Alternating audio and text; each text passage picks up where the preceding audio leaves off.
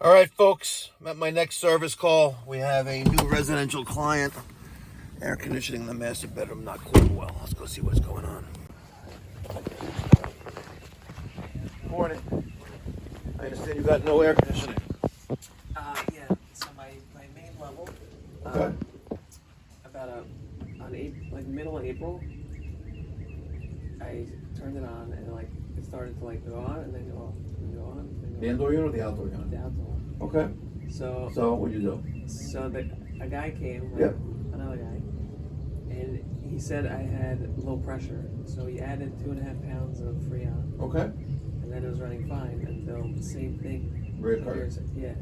So I don't know if there's a leak or something. Well, typically if the system is low on refrigerant, it could be a leak or someone took it out but typically it's a leak.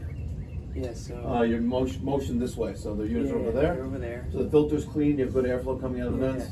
Okay. I changed everything. Okay, let's turn it on and I'll see what it does outside. They're about, all these 4 units were installed in 2018. Okay. I'll turn it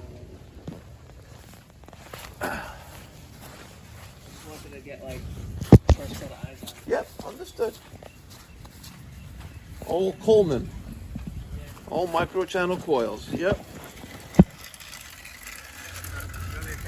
Yeah, sure. One here.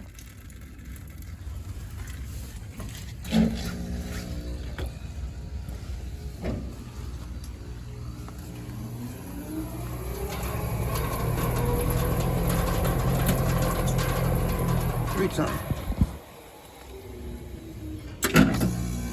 Yep. All right.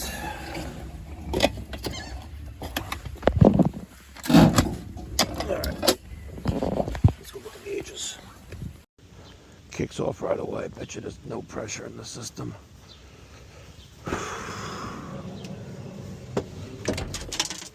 Oh, gee, I've never cleaned out the truck.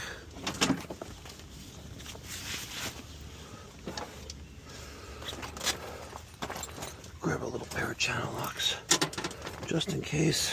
Knee pad. Alright. I got my climate class probes. Ooh. Heard that, huh?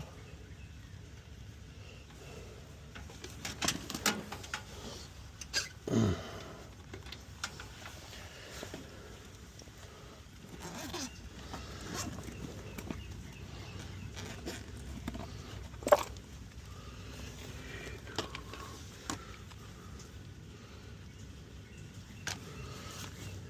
These started up. 0.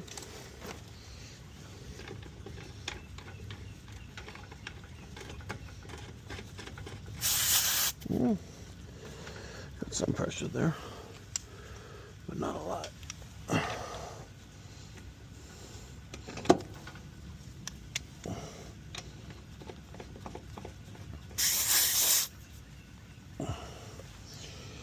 $155.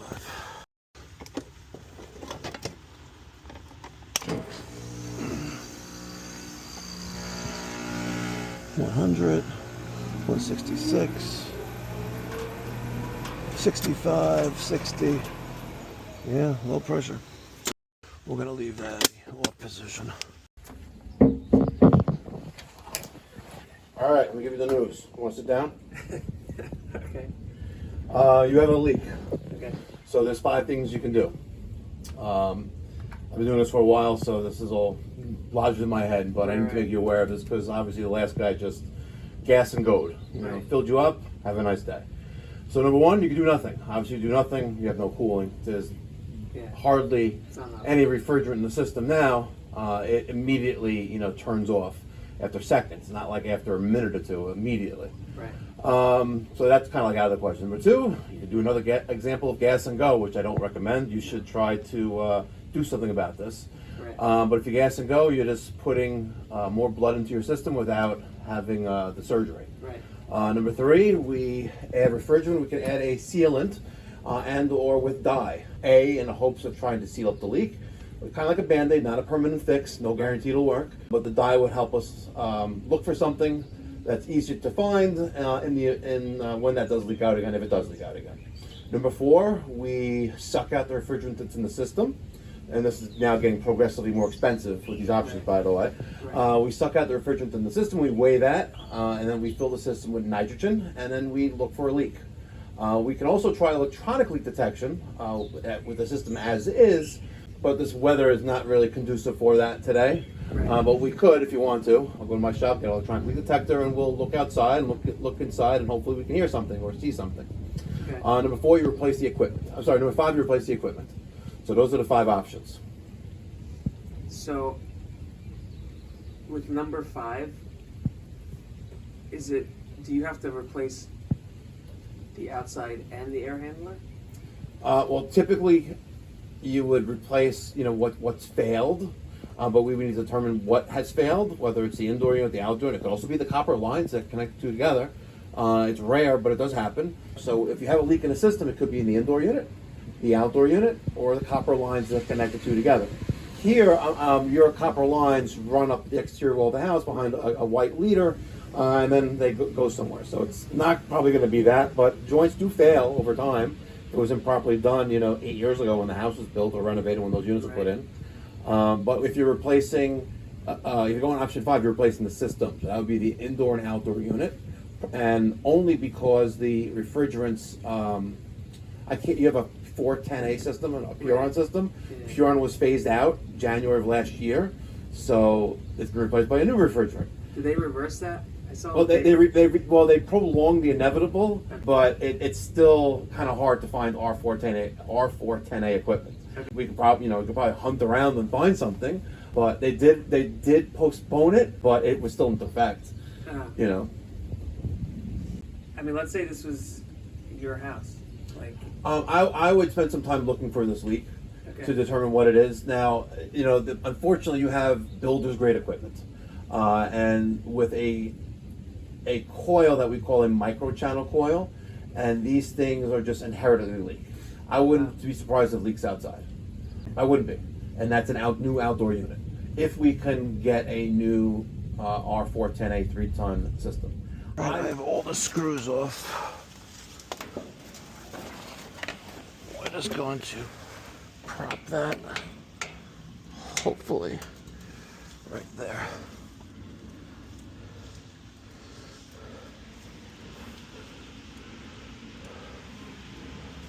Let's look for a leak.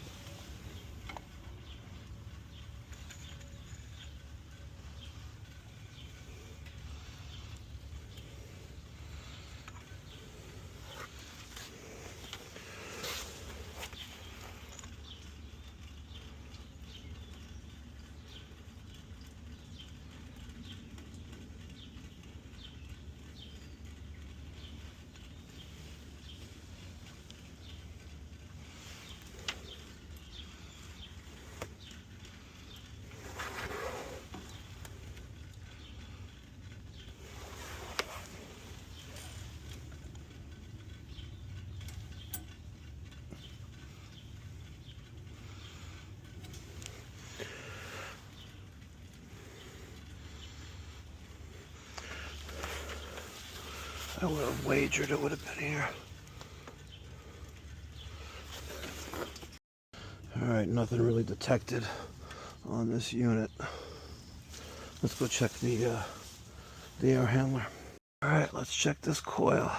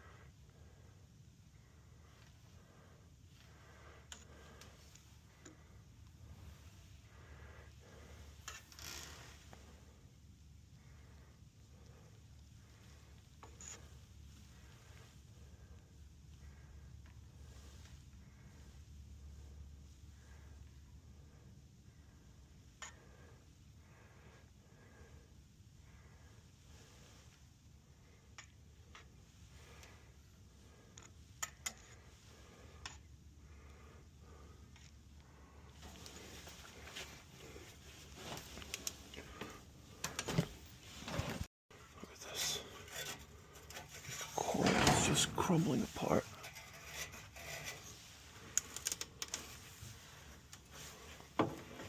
Huh. Yep.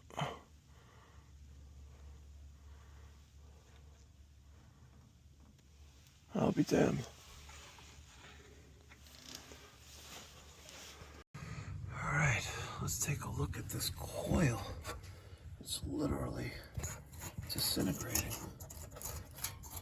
flaking apart. This white corrosion on there. Look at it. The coil is flaking apart.